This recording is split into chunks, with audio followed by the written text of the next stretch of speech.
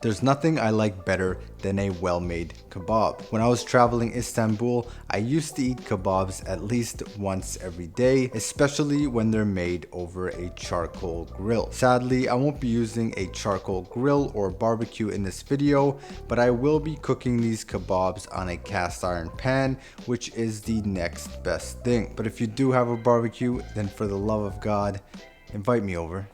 Let's become friends over this summer season, and I promise I'll bring over the kebabs and the green peppers and the onions and the tomatoes and the aluminum foil even, and I'll cook you dinner. Just because I'm an addict, okay? When it comes to that charcoal flavor, I'm deeply, truly an addict. All right? Okay, help me. All right, so that's enough of the intro. Let's get into the kitchen and let's begin. So in a large mixing bowl, add 1 pound of ground lamb, 1 teaspoon of salt, 2 teaspoons of Aleppo pepper flakes, half a teaspoon of cumin, and 1 clove of minced or grated garlic. Give this a good mix until well combined.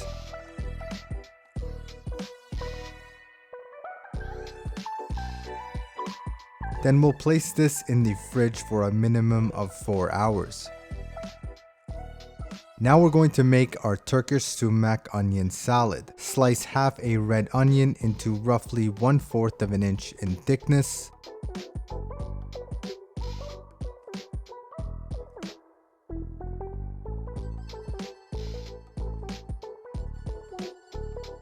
Take about half a cup of fresh parsley and give that a rough chop.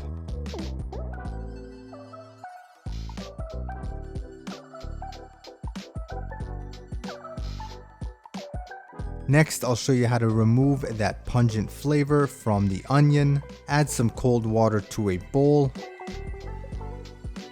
and then add some ice. Nestle a sieve inside, and then add your onion. Add about 1 teaspoon of lemon juice, and then aggravate with your hands. Soak this for 20 minutes and then drain.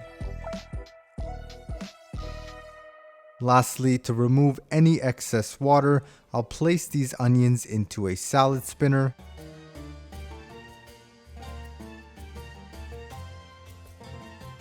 And as you can see, that's a lot of water we removed. Now to make our salad, we're going to add our parsley to these onions along with 1 teaspoon of sumac. Next, I'm going to make a sauce for our kebabs. In a bowl, add 1/4 of a cup of tahini, 1/4 of a cup of room temperature water, 1/4 of a teaspoon of salt, and the juice from 1 wedge of lemon.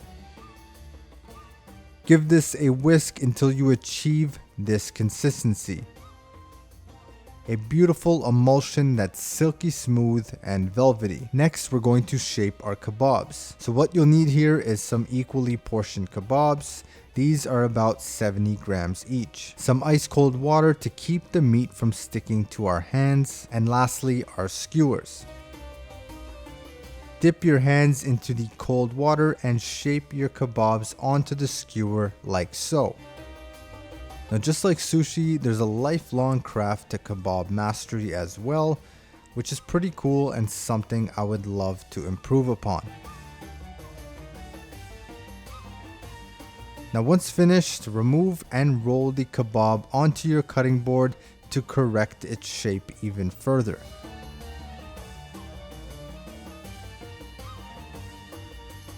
Now do the exact same thing with all the other kebabs you plan to make. Next, in a cast iron pan on high heat, add 1 teaspoon of neutral oil. Then add your kebabs and begin to sear each side, which in this case is 4 rotations. Make sure to very gently press your kebabs to ensure contact with the pan.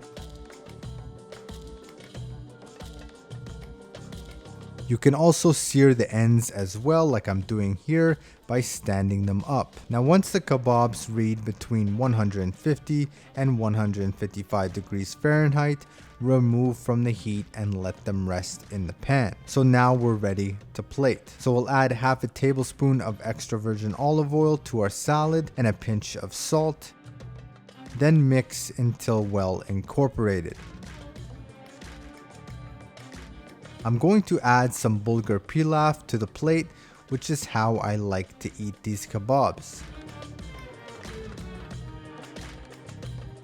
Then I'll dress with our tahini sauce, add some pepperoncini, and finally our sumac onion salad. And here's our beautiful plate that brings me back to nights in Istanbul.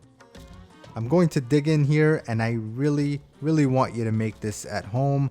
I make this at least once a month. If you don't like lamb, you can use beef instead. It's just as good. And let me know down in the comments below what your favorite grilled dishes are to make at home. I would love to know. And as always, thanks for watching.